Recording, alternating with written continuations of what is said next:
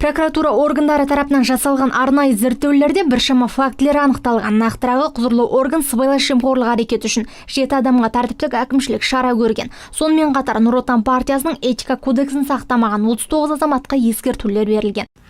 Өткен жылы партия қатарынан 23 партия мүшесі партия қатарынан шығарылған болатын.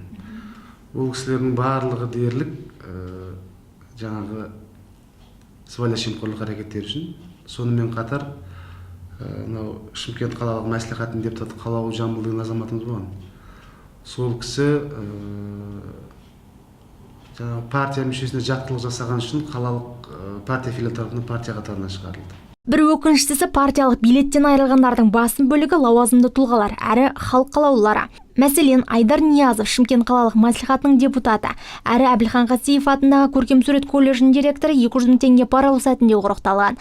Жамбыл Байғонов, Бәйдібек, Ордабасы, Сарыағаш аудандарын басқарған әкім, алаяқтық жолмен Саятжан жауапкершілігі шектеулі серіктестігінен 31 миллион теңгеден астам қаржы алды деп айыпталған.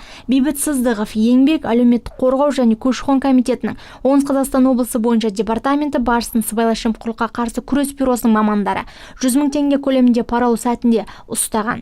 Партиялық бақылау комиссиясының мәліметтеріне сүйенсе, 2016 жылдың 9 айында жалпы саны 61 азаматқа шара көрілген.